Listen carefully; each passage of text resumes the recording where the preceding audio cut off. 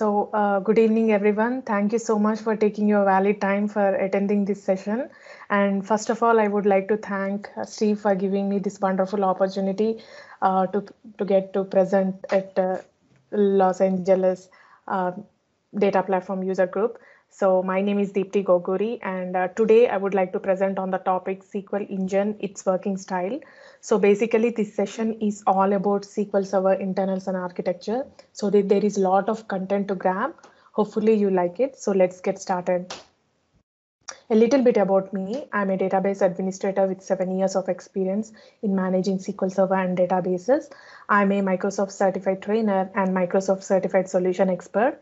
I did my master's in computer technology at Eastern Illinois University, and I blog for dbanuggets.com. That's my website. And down below there, that's my user ID for my Twitter at dbanuggets, and that's my email address down below. If you have any questions regarding this session later, please do not hesitate to contact me even via Twitter or through email. So what are we going to discuss in this session today? We are going to go through the overview of asset properties of transactions with a simple example ensuring the asset property. We are also going to go through the overview of different types of components we have in the memory architecture of SQL Server. But in this session, we are going in deep into the major components of memory architecture of SQL Server, that's plan cache and the buffer pool, and how these cache get managed inside the SQL Server. And we are also going to go through the life cycle of a query for the read as well as for the write transaction, like what happens behind the scenes at each component inside the SQL engine. And we are also going to go through the different components of SQL engine, that's relational engine as well as the storage engine. So internals, why should we actually care? Many DBAs and developers, they work with SQL Server on daily basis, but might not exactly understand what happens behind the scenes when we submit any query to the SQL Server. So knowing this information will help you in understanding how queries are processed at each step inside the SQL engine. It will also help you in identifying the performance issues very quickly and fix them efficiently. It will also help you in building the confidence while managing the database engine as well as the databases. It will also help you in convincing your coworkers or managers of why they have to take your idea seriously. Last but not least, we work with SQL Server every day. So the more we know about the SQL Server internals, the better we can understand how SQL Engine works. Let's start with asset properties of transaction. Every major relational engine, it might be SQL Server, Oracle, PostgreSQL, or Sybase. All these major relational engines should ensure the asset properties of transactions. So what is this asset? A stands for atomicity. Atomic meaning a single unit of work. A single transaction can contain one operation or it can contain multiple operations. So all these operations inside the single transaction should either complete successfully or none of them. For example, we have a store procedure, and inside the store procedure, we have an update as well as an insert statement in it. Whenever we execute that store procedure, both the operations inside the transaction should either complete successfully or none of them. For example, if the update succeeds and if the insert fails, then the SQL Server should go ahead and roll back the entire transaction. That's atomicity. C stands for consistency. The data inside the database should always be consistent before starting the transaction and after completing the transaction. For example, if I wanted to do an update on a table and while I'm doing that update, if something happens suddenly and if there was a power outage and if we have to restart the SQL Server, whenever we restart the SQL Server, all these uncommitted transactions should be rolled back, making the data in the consistent state. That's consistency. I stands for isolation. No matter how many concurrent transactions happening at the same time, each and every transaction should be independent of each other and should not be interfering with any other transaction. For example, if I am inserting few records into a table, while I am doing that transaction, none of the other transactions should be interfering with my transaction. That's isolation. D stands for durability. Once the transaction is successfully completed and all the data has already been made to the database should be permanent. Like once we have to restart the SQL Server, or if there is a power outage or if we restart the SQL Server, all this committed data, which is already made to the database, should be persisted, and there should not be any data loss once we restart the SQL Server. That's durability. So what components of this SQL engine will ensure the ACID properties of transactions? Atomicity is very easy to be ensured. It is taken care by the parse component inside the relational engine. Consistency is also very easy to be ensured. It is taken care by the parser and binder components of the relational engine. So once the atomicity, isolation, and durability are ensured, consistency will automatically be ensured. And isolation is all about the locking mechanism. It is taken care by the lock manager inside the storage engine. The durability is the most toughest of all. It is taken care by the transaction log inside the storage engine. Now let's see a very simple example ensuring this ACID properties of transaction. In my example, we are taking a simple bank transaction. I can do this bank transaction multiple ways, right? I can use the online application, or I can even use the mobile phone application. In our example, we are taking the mobile phone application to do this transaction. For example, if I have a $500 in my balance, my account ID is 1. And if I wanted to send $100 from my account to my friend's account is account 2. So whenever I start this transaction on my mobile phone application, behind the scene, SQL Server will also begin the transaction. And it will go ahead and update my account by deducting $100 from my account, and it makes as $400. Now this transaction have two operations in it. This is a simple transaction, right? Sending money from my account to my friend's account. The first operation is to deduct $100 from my account, which already happened. And the second operation should be crediting $100 to my friend's account, right? But I suddenly see this on my screen. I'm logged out of the mobile phone application and I see this alert saying facility is temporarily unavailable. Now what has happened? I'm in between the transaction and I do not know if I lost my $100 or if my friend received $100. So I immediately called her and asked if she received any money, which she said she didn't. So I have no other option except to call customer service guys of the bank. So when I called them, they said there was a severe thunderstorm and some of the SQL Server went down and they already restarted the SQL Server. So just imagine what should happen if this transaction ensures the ACID property. Once the SQL Server starts, what should happen? Now let's see what will happen once the SQL Server restarts. Once the SQL Server restarted, all the uncommitted transactions will be rolled back. Now this example will ensure the ACID property, like atomicity is ensured by rolling back the entire transaction. The consistency is also ensured by reflecting $500 in my balance, which is the initial amount before starting the transaction. The consistency is ensured. Isolation is also ensured. Like when my account, like did you observe, like when my account has been updated by deducting $100, none of the other transactions are interfering with my transaction. So isolation is also ensured. The durability part is also ensured. Like I do not lose my money. I do not lose my $100. It's still there in my balance, right? The $500 is reflecting in my balance, and transaction log made this possible when the SQL Server restarted. So that's how all the relational engine databases should ensure the ACID properties of transactions. Now let's see Dipti? yeah. Quick question. What happens if you don't do begin run? If we don't do the begin transaction, then we cannot roll back if something happens, right? Okay. There might be the consistency problems. Like for example, if you are doing the delete statement and if you don't have a rollback, then if something happens suddenly, then the database it will be in the it won't be in the consistent state. Okay. So for every transaction, we must have for any update or data modification statements, there should always be a begin transactions and error handling methods. Okay. Yeah. Can I go ahead? Sure, go ahead. Yeah. So let's begin with the SQL Server memory architecture. SQL Server Engine is a Windows program which will use the Windows APIs to allocate memory to the SQL Server. There are different types of components in the memory architecture of SQL Server. In this session, we are going in deep into the plan cache and the buffer pool and how these cache get managed.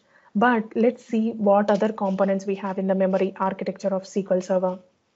The first one is the plan cache, which is one of the major components of the memory architecture. It holds the stored procedures, query plans, etc.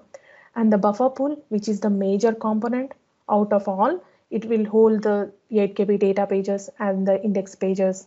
And there are also other types of cache like log cache and token and perm user store cache. Now what this token and perm user store cache does is it will store the user permissions onto the objects. And there is also something known as column store cache, which will store the column store indexes. Now all these caches which you are seeing in the blue color are very special. Now why I say that? These are very special because they can be easily expanded and shrinked when there is a memory pressure. And they are also special because they have a backing mechanism in them. Now what I mean by that is, for example, we have a plan cache here, right? The plan cache which holds the stored procedures, the code text behind that stored procedure is stored in the system tables. The data pages which the buffer pool holds, these are stored as the database files inside the disk subsystem. The other cache like the log cache will be stored as a transaction log inside the disk subsystem. And the column store indexes which are stored in the column store cache, these column store indexes are compressed and they are also stored in the disk subsystem. That's the reason they have a backing mechanism in them, and that's the reason these caches which you are seeing in the blue color are very special, as they can be easily shrinked and expanded when there is a memory pressure. But what about the fixed memory which you are seeing in the green color? The fixed memory, it is known as fixed because it cannot be expanded or shrinked when there is a memory pressure. It cannot be expanded or shrinked because it don't have a backing mechanism in them. Now, what kind of things will be using this fixed memory? The connections to the SQL Server, like the memory grants to the hash and sorts, those kind of connections will be used in this fixed memory. Now, there is other type of memory which is known as SQL Server.exe overhead memory. As you know, the SQL Server.exe is an executable and many things will be running this executable, right? Like for example, the thread stacks. Even this kind of component will come under the memory architecture. There is other type of memory which is known as in-memory OLTP. Even in-memory OLTP also is a fixed memory. It stores the memory optimized tables in it, and when it is in use, it cannot be shrinked or expanded. There should be some other process which should be kicked in, and it should clean up all these memory optimized tables which are already in it. It should be cleaned up such that it will have more space for the new memory optimized tables to fit in this memory. So that's the overview of SQL Server memory architecture. Deepti? Yeah. Quick question. The fixed memory and in-memory OLTP, can you control the size of it? That's a really good question. The main thing is they cannot be expanded or shrinked when they are in use. Like when they are not in use, then those kind of memory can be used by the rest of the objects which needs to be fit in. But does that answer your question? Or yeah, I mean, OLTP is obvious. If it's in use, you cannot change anything. But the fixed memory, which, as you said, is used for connections, the memory grant connections, right? Yeah. Once the connections are given and once that query is executed, then that should be free, right? Yeah, but let's say, can you allocate specific, like max memory setting for SQL Server? Can you allocate more memory? I don't think so, because I'm not really sure about that, because I don't want to confirm it if I'm not really sure, but I will definitely get back to you. That's a really good question. Okay. So that's the overview of the memory architecture of SQL Server. Now, how this memory gets managed.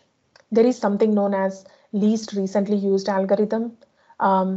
the LRU-K algorithm. The -K is for the complexity of the code. So what is this LRU? LRU meaning if something is staying in the cache for the longer time, then those kind of things will be discarded first. But what happens in the SQL Server? SQL Server will think this way.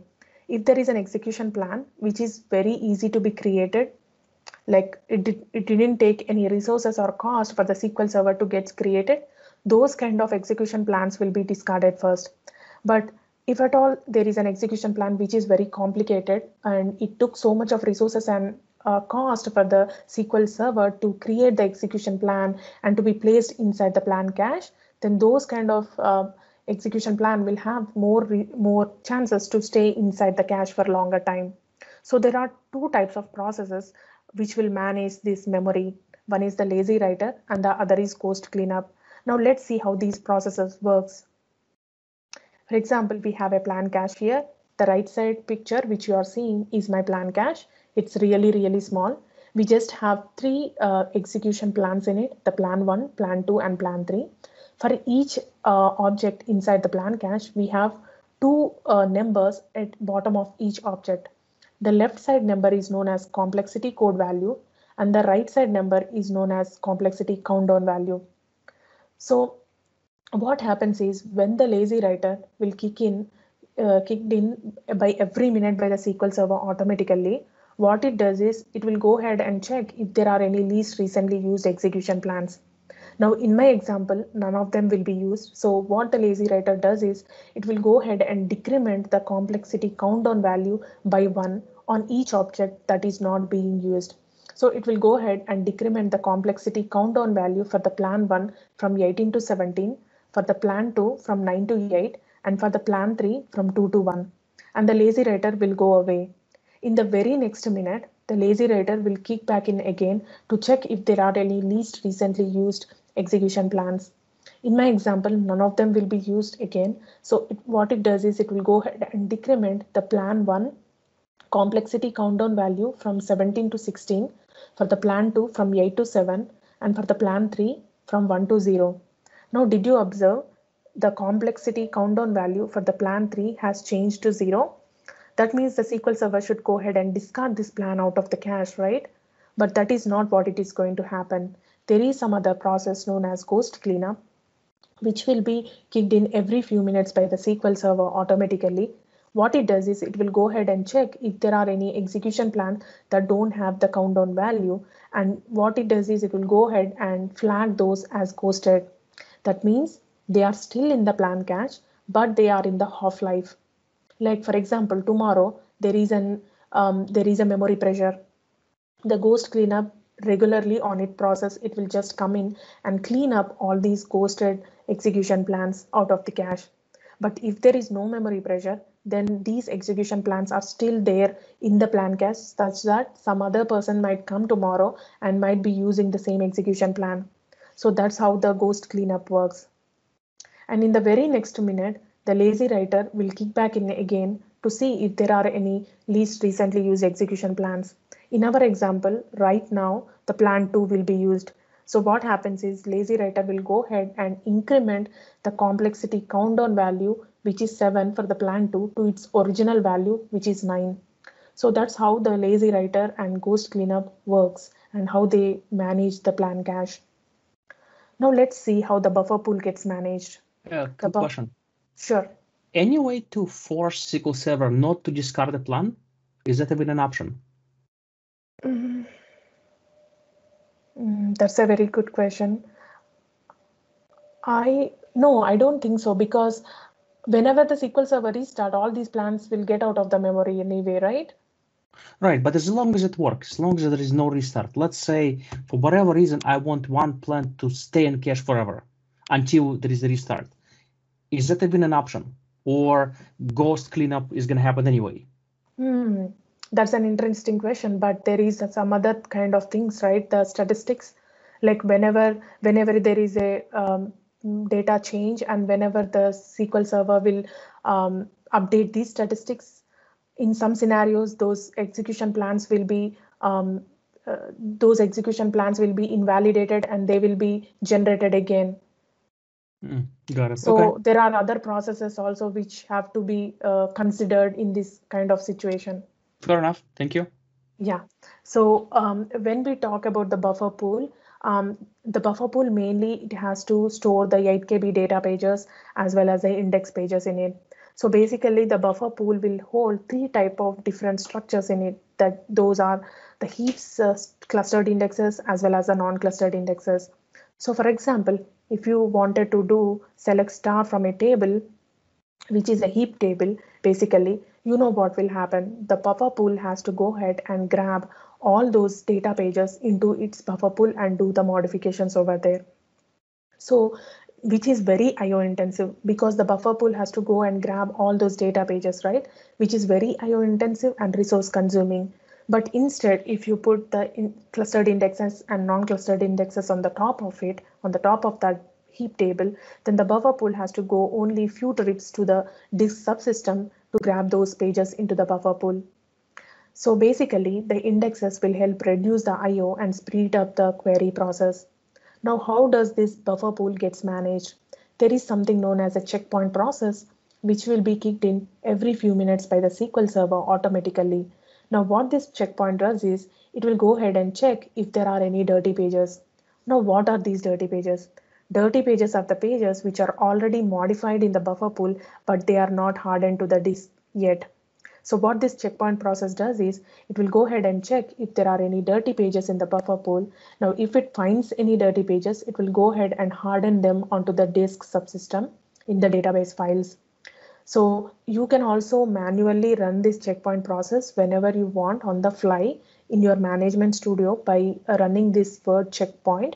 So what it does is it will just go ahead and grab all the data pages out of the buffer pool into the database file system. So that's how the buffer pool gets managed by the checkpoint process. Now, this is the very important slide, like how SQL Optimizer will choose the plan. Now, as you know, the SQL Optimizer is a cost-based optimizer. It always wanted to choose the good enough plan instead of the best plan. Now, what is the difference? The time and the cost is the difference. For example, we have a select statement which have a 4-table join in it. And if at all the SQL Optimizer wanted to choose the best plan instead of the good plan, what it have to do? The SQL Optimizer should go ahead and analyze 72 different types of physical access method per table. Like we have a 4-table join, right? Per table, it have to go ahead and analyze 72 different types of physical access method, like for example, unordered clustered index scan or unordered non-clustered index scan with a covering index. These type of physical access method, 72 per table. And on the top of it, it have to go ahead and analyze 24 different types of logical join orders just for this select statement. Now, what is this logical join order? Meaning, like in our example, we have a simple select statement. Sorry. So in our example, we have a simple select statement having 4-table join, right? For example, if the join between A to B will filter out 40% of the records from the result set, and the join between B to C will filter out 90% of the records from the result set, then the SQL Server will go ahead and reorder the join in such a way that it will push back the join between B to C in front of the statement and rest of the joins back of it. Just a moment, I will have some water. Interesting. So it's actually going to change the order. Yes.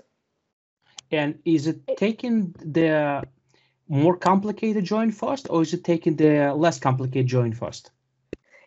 Based upon the filtration, like if it have to filter out, if it have to, the join order, which one will filter out more percent of the records in the first place, that will be pushed in the first. Got it. Okay, out of the thank statement. So just depends upon the filtration. That's all it does. So it will have to go ahead and check all these 24 in total just for this simple select statement. And on the top of it, it have to go ahead and analyze all these transformation rules, and out of all these transformation rules, it will go ahead and grab approximately 26,000 possible plans just for this simple 4-table select statement. Just imagine if it have to go ahead and analyze all these 26,000 possible plans to figure out the best plan out of it. It takes so much of resources and time for the optimizer to choose that best plan, and no user wanted to wait for such long time to get back the results, right? So that's the reason SQL optimizer will always wanted to choose the good enough plan instead of going and analyzing all these transformation rules to figure out the best plan. So I would like to thank Kevin Klein for loaning me this example. Now, if I wanted to say the same concept in a very simple words, for example, if optimizer choose the execution plan A in 3 milliseconds and execution plan B in 3.5 milliseconds, and in order for it to know if A is better or B is better, it have to go and analyze for 5 minutes. The optimizer doesn't want to do that. It will just go ahead and grab execution plan A or B randomly. So that's the reason why our optimizer is very fast. Any questions?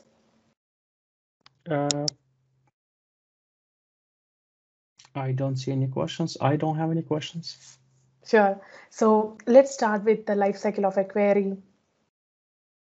If our life cycle of a query is divided into 3 different steps, then the first step component will contain the components, the parser, binder, simplification, and the trivial plan.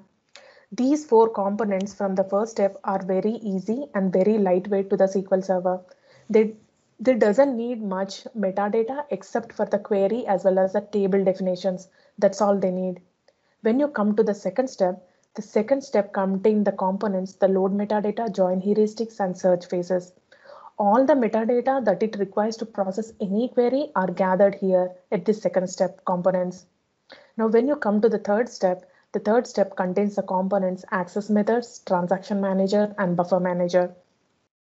Now, all these components from the third step, when you compare it with the first step and the second step, the third step is very IO intensive and resource consuming because we have that component buffer manager which will grab all the data pages out of this subsystem, which is very IO intensive when you compare it with the other steps. So that's the reason the third step is more cost prone.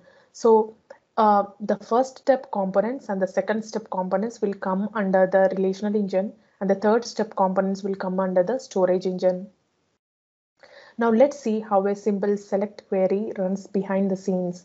Now, for example, we have a user here who wanted to do a simple select statement onto the SQL Server. No matter what kind of interface he uses, he might be using the SQL Server Management Studio or Azure Data Studio or .NET Visual Studio or even a third-party application. No matter what kind of interface he uses, he should first get the secure network connections to the SQL operating system. So how does that happen? There is something known as SQL Server Network Interface, also known as SNI. What this SNI does is it will use the internet protocol. Like we have 3 internet protocols like TCP IP, named pipe, shared memory. In our example, we are using TCP IP protocol. Like no matter what kind of protocol we use, the process remains the same. So once the SQL Server Network Interface uses the internet protocol to establish a secure network connection between the client as well as the SQL Server, once it gets the secure network connection, then the query that the user is sending is wrapped into a tabular data stream packet, which is also known as a TDS packet. Now, once the once the query is wrapped into the TDS packet, it is given to the SQL operating system by the SQL network interface. Now, once the TDS packet reaches the SQL operating system, the SQL operating system will first identify that coming connection as a SQL connection, and it will assign a SPID to it. You know the SPID, right? SQL process ID. Like when you run SP-who or SP-who2, you'll find the SPID 8792. Those SPIDs are the active connections which are made to the SQL operating system. So once the SPID has been assigned to that query, to that coming connection, that TDS packet is unwrapped and identified that query as a SQL query, and then SQL operating system will give that query to the first step of the relational engine, which is a parser. So what happens at this parser is the first component inside the relational engine. So all these first step components comes under the pre-optimization stage. So we are in the pre-optimization stage. So what the parser does is, the query that we are sending, parser will identify if there are any syntactical errors in it. For example, if you wanted to do select star from, but by mistake you gave select star from, at this point of time, parser should identify that as a syntactical error, and it should throw back the error to the user saying it is syntactically incorrect. And at this phase, the variables are declared, like if our variables are correctly declared or not, those kind of things are checked here. And our views are expanded. Like for example, if we are doing a select from a view, behind the scenes, the query text behind the view will be brought inline into the code we are running.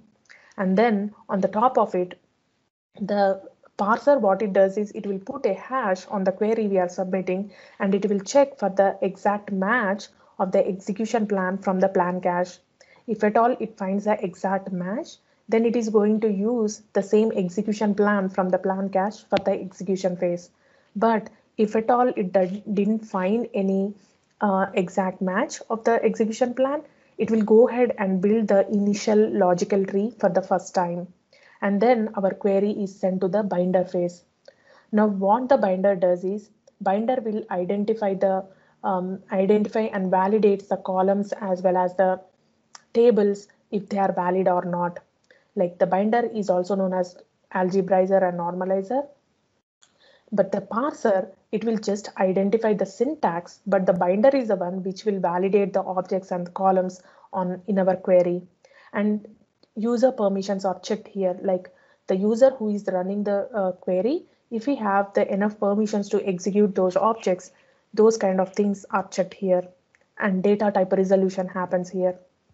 For example, if you are doing a select in between the two tables and you are using a union clause in between, the ordinal column of those two tables should be of the same data type. So those kind of things are checked here. And aggregate binding happens here. Like for example, the sum, average, those kind of things are bound here. And with all this information, the parse tree will once again be updated inside the plan cache, and our query will be sent to the simplification phase. Now, as the name says, the simplification will just simplify the query. Now, how does it do that? For example, we are sending a simple select query which have a subquery in it. The simplification will go ahead and convert that subquery into a simple join in the backend. And contradiction detection happens here.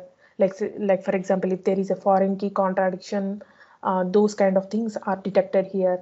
And with all this information, the parse tree will once again, it will be updated inside the plan cache, and our query will be sent to the trivial plan phase. Now, trivial plan is the pre-optimization stage, right?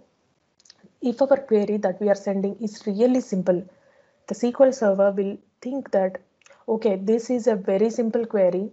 Why should I even go ahead and update that parse tree inside this plan cache? Because that's waste of resources. I am just going to discard all the parse tree which has been built until now in the plan cache. I'm going to just discard that, and I'm going to build a trivial plan on the fly, because it doesn't even cost me much and doesn't cost any resources. No matter how many times the user submit the same simple query, I'm going to create the trivial plan on the fly those many times, and I will go and use that trivial plan for the execution phase. That's how the SQL server will think when it will create the trivial plan. It doesn't want to waste the space inside the plan cache for these trivial plans. That's the reason by default these trivial plans are not saved inside the plan cache. Those memory inside the plan cache is saved for the more complicated execution plans.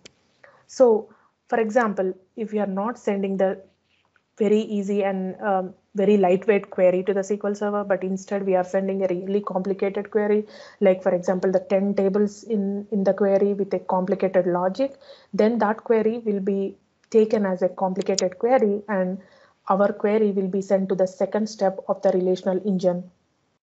Can you provide an example of a trivial plan? Yes, select star from a table with a simple where clause. It should create a trivial plan.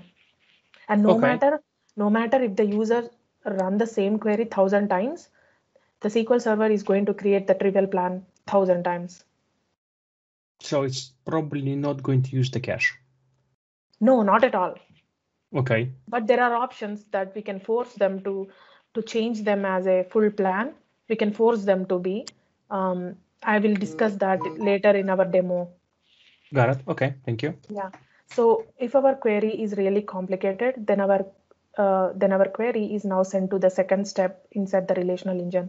So the first component inside the second step is the load metadata. So the most metadata resources that it needs to process any query are gathered here. Like for example, the index statistics and histograms. Now what these index statistics are, those are the blob structures which are stored in the system tables to describe the distribution of the data inside a column or set of columns or from the indexed view. So these statistics are gathered here and auto create statistics happen here. For example, if you are frequently running a select statement which is having a where you are doing a where on a table with a condition and that column doesn't have any statistics on it, then SQL Server will go ahead and auto create the statistics, no matter if that column doesn't have any index on it. So it will go ahead and automatically create the statistics on it. Of course, there should be auto create statistics on the database level. And cardinality estimates are gathered here. Now, what are these cardinality estimates? Cardinality estimate meaning the total number of rows that are estimated that will be coming out of the table at each operator inside the query tree. So those kind of cardinality estimates happens here, and SQL Server and Windows collation happens here, and set options are also checked here. Like for example, set XML on or off, or set ANSI padding on or off. Depending upon on or off, the execution plan might be dependent.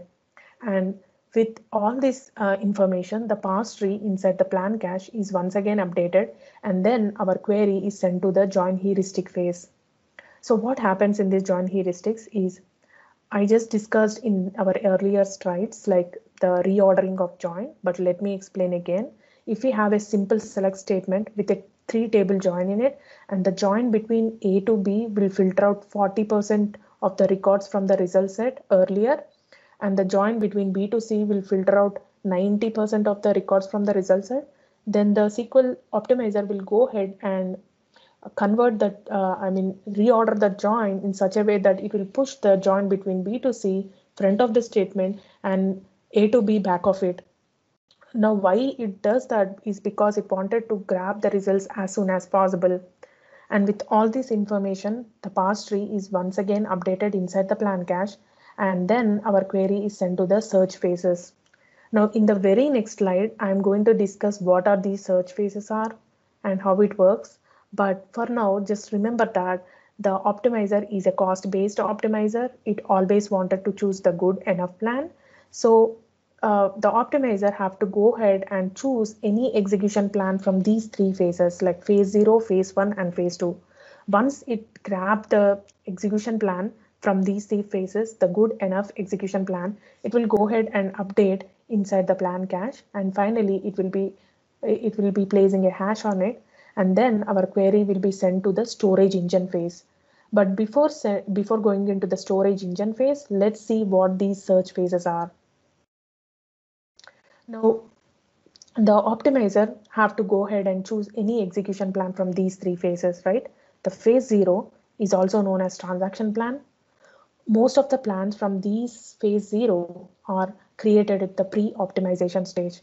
Like, do you remember the first step, the parser binder parser binder simplification and the trivial plan. Those are the components at the pre-optimization stage. So almost all of the trivial plan, all of the trivial plans are created at the pre-optimization stage.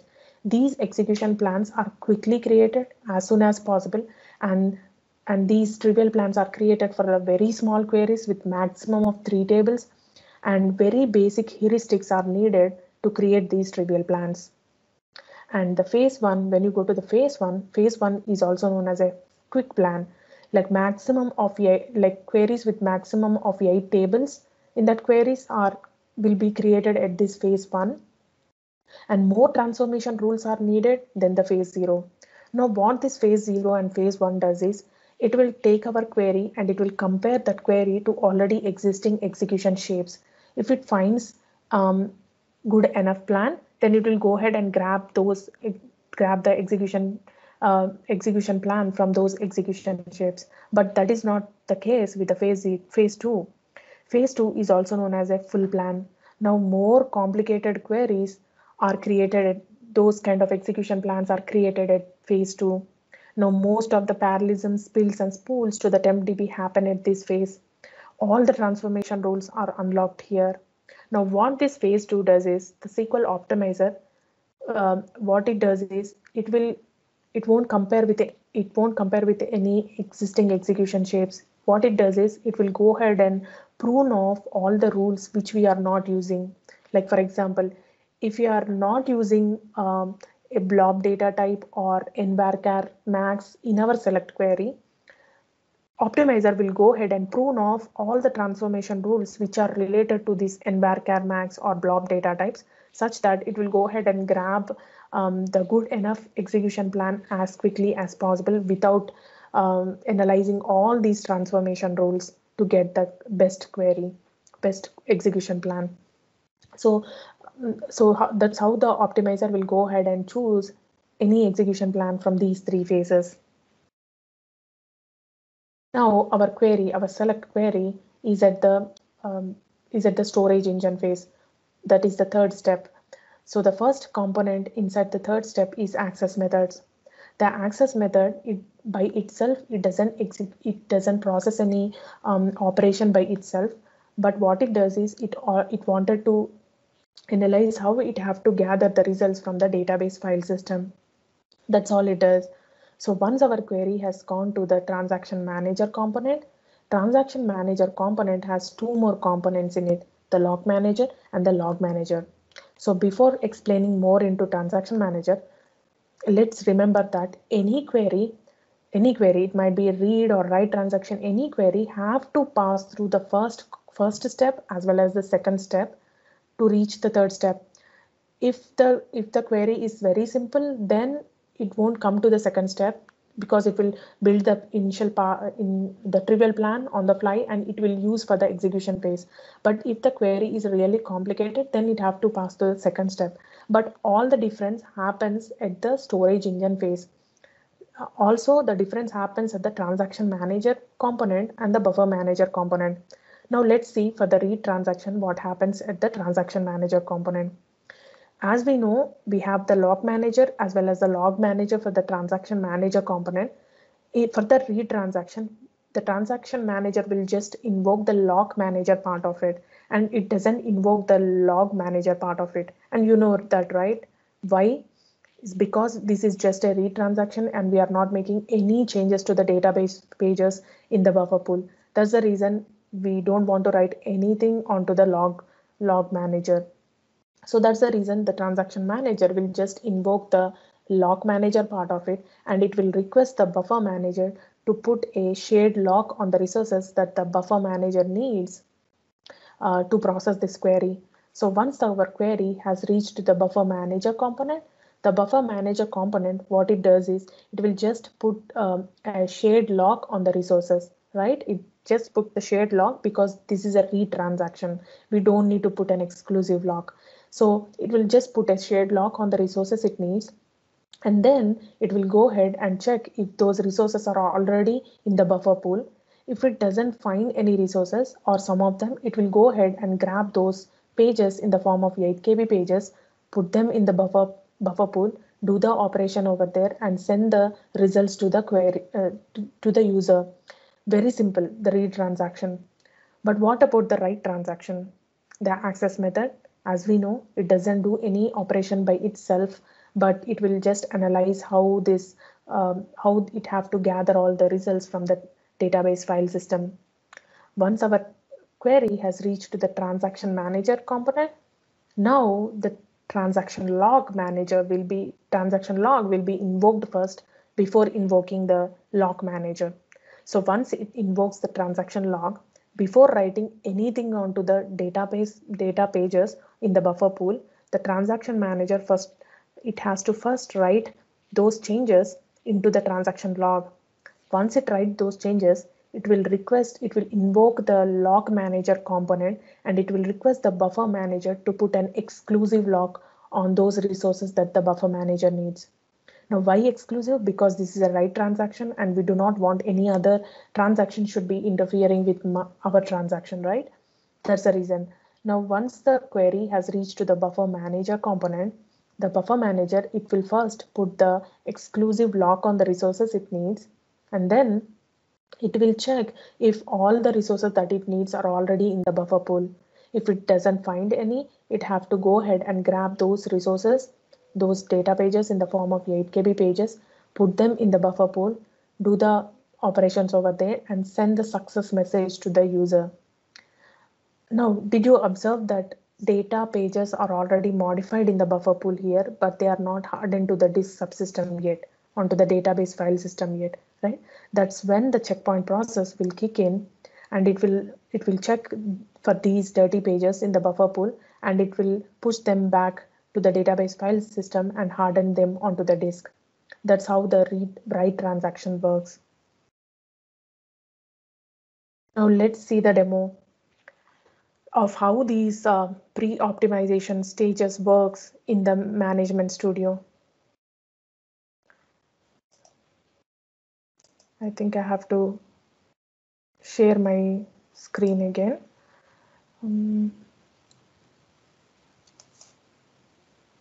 Are you able to see my Management Studio? Not yet. Okay. So, okay, share the content. Okay. Now, can you see it? Now, yep. Yeah. Okay. So in my demo, we are using SQL. We are using AdventureWorks 2016 database, and let's see how the pre-optimization steps components works. The first step components. Now let's first see how the parse only works, which will just invoke the parse component of the relational engine. I'm turning this on. That means it will just parse the query. It will just check the syntax of the query. It doesn't generate any execution plan, or it doesn't execute the results also. So I'm doing a very simple select statement. It doesn't have any syntactical errors, so it should be running fine. What about a case where the table doesn't exist? Yeah, I'm going to talk about that. Okay, too, perfect. just in a minute. So, for example, in this example, I am not declaring the variable, but then I'm using it in the where clause. That means it's a syntactical error, right? The variables are declared at the parser state. So they should throw me an error saying must declare the variable. Now, let me select a non-existing table and non-existing column, right? And when I do this, at the parser stage, it should not identify any error and it should run it successfully. That means parser will just identify the syntax because we do not have any syntactical errors. The objects are validated at the binder phase, right? So here, when we run, it should not throw me an error because only the parser is on. So let me turn off this parse only. And now let me turn on the format only option on. So what this format only option do is it will invoke both the parser as well as the binder components. Now when I execute this, and then I wanted to do a very simple select statement and wanted to check if it validates the objects, but all of these objects are already good, they are already there, so it should not throw me any error. But even this format only option doesn't execute the results, or it doesn't generate any execution plan. Now the one you asked, like select non-existing table from the non-existing column. Now if I execute this query, it should throw me an error, invalid object name. Now why? Because the binder component is invoked now, right? For the format only option on. Now let me turn off this format only option off, and let's see how this data type resolution happens. Like, we are doing a very simple select statement in between the two tables. The ordinal column of those two tables should be of the same data type, right? The customer ID is of the data type integer, and the sales order ID is also of the data type integer. Now when you run this, it should not throw me an error. It should show me the results, right? But here I'm going to manually create the data type resolution error, because here the customer ID is of the integer data type and the credit card approval code is of varchar data type. Now when I execute this, it should throw me an error saying conversion failed, converting into the varchar value. So the data type resolution happens here at the parser and binder phase. So let's see. So wait a second, that happens actually after the binder? Sorry? So the whole... Yeah, after the binder, because the parser, because we turned off the parser and binder, right? The simplification phase, like the binder will identify the data type resolution errors if there are any data type resolution errors, right? Okay, cool. So when you check the simplification will just simplify the query, and then it will identify if there are any contradiction errors. So in this example also, we are using AdventureWorks 2016 database, and as a simplification says, like, it will simplify the query. So for example, we have a subquery in it, right? So this subquery should be converted on the back end. It should be converted into a simple join. Now let's turn on this actual execution mode, and let's see if it will convert into a simple join. Now did you see that it simply converted into a simple inner join? So that's how the simplification works. Now let's see if the simplification also will remove any redundant joins. Like, if we are not using any of the tables, but we are simply putting those tables in the query, then the simplification state should ignore those kind of redundant joins. Like in this select statement, we are just grabbing the columns from sales order header table, but we are not using any customer. We are not using the customer table at all. So what it does is, when you execute this, in the execution plan, it should show just the clustered index that is used on the sales order header table. It doesn't use the customer table at all. But it will always check for these primary key and foreign key relationships. Now manually I created a contradiction here, saying where territory ID is equal to 1 and where territory ID is not equal to 1. Now when I execute this, it should not give me any results, right? It should not give me any result, but it will also not throw me any error, because the SQL server, the optimizer, doesn't know the values we are using at this compilation time. It doesn't know what value we are using. So if you put 100 in the territory ID, it doesn't know what that value is. So that's the reason it didn't throw any error, but it doesn't produce any results. Now this is a very simple select statement. Now let's see if it creates a trivial plan, right? Then when you go to the execution, and then on the select, if you select the properties and see, it should create the trivial plan, because the SQL Server thought this query as very simple that it wanted to create the trivial plan no matter how many times the user will run the same query, because it's very simple and it doesn't cost the SQL Server much resources. So that's the reason it created the trivial plan. But there is an option I don't suggest to use that option, but there is an option to convert that trivial plan forcibly into a full plan so that we can force that full plan to stay inside the plan cache, right? The full plans are stayed in the plan cache. So by using the query trace flag 8757, when you mention that trace flag 8757 in the query, it is only bound to that query. It doesn't affect any other queries or any databases or on the server. It is just bound to just for that query. But there is a reason. I won't suggest this, but there are always some cases where you wanted to force that to the full plan, but there is a reason why the SQL Server doesn't want to waste the memory inside the plan cache. It doesn't cost it much, right, to create the trivial plan.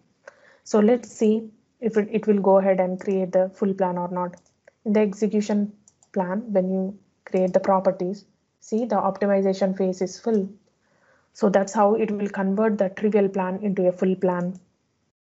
Now let me go back. Let me go back into my slide again.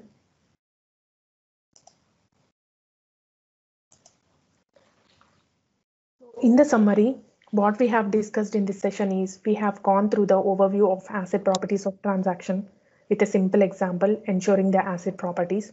We have also gone through the different types of memory architecture we have in the SQL Server and how these caches, the major components of the memory architecture, the plan cache and the buffer pool, how does that get managed, and we have seen the life cycle of a query for the read as well as the write transaction, like what happens behind the scene at each component inside the relational engine as well as the storage engine. And we have also seen the different types of components we have in the SQL engine, that's relational engine components as well as the storage engine components. So if you wanted to know more about the SQL Server internals and architecture, Kevin Klein have very good resources, and on his blog, you can always go ahead and check if you want to learn more in deep into these internals. And I have followed SQL Server internals book also to prepare for this presentation. So if you want to know more in deep, please go into these resources. So thank you so much, Andy. Thank you so much, Steve, for giving me this wonderful opportunity. And I would love to get back to you one more time because I'm preparing for more sessions. Sure, anytime. Thank you so much. Thank you for the presentation. Quick question for you. Anything new that's been added to SQL Server 2019? Yes, the memory grant feedback. There is a memory grant feedback. You know how that works? For example, if you are running a query, and if our statistics are really bad, and if our estimates are really bad, whenever our estimates are really bad, then the SQL Server will go ahead and only give few amount of memory grant to that query to process, right? So whenever our estimates go bad, then the memory grant, the later all these operations inside our query plan also go bad. So whenever our memory grant is not proper for that query, and when it have to get the more memory grant, but because of our statistics it only have some memory grants, then once our query is executed for the first time, and if our memory grant feedback is on, then the memory grant feedback will identify like, okay, now because of this memory grant is so low, it has to spill to disk because it needs more memory, but as it didn't get more memory, it has to spill to disk. But now as I am on the memory grant feedback for the next execution of the same query, I am going to add that missed memory, like the amount of memory that has been spilled to disk, I will add that memory into the memory grant feedback.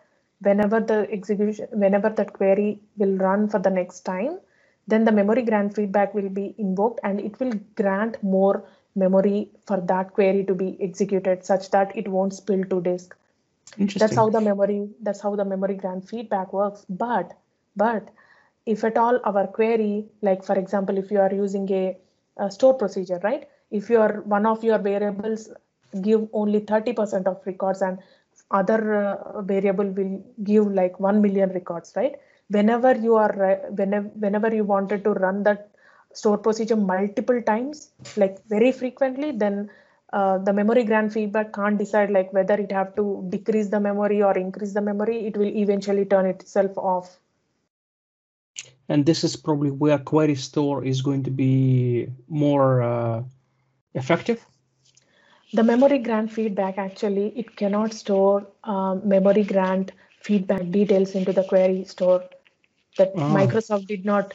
Microsoft has a plan to introduce that feature in their future releases, but for now they do not have that option. And whenever our query plan gets out of the cache, all these memory grant feedback will go away, and whenever you restart SQL Server, all of these memory grant feedback has been gathered until now, they will go away. And also there is one more thing, like whenever you are running a store procedure with recompile option in its beginning of that store procedure, you mentioned, right? Sometimes we mention with recompile option in the bracket, right? Whenever we do that, then that generator plan will not be stored inside the cache. So if that plan that's logical, yeah. Yeah, if that plan is not stored inside the cache, then the memory grant feedback obviously will not be applied for those queries, right?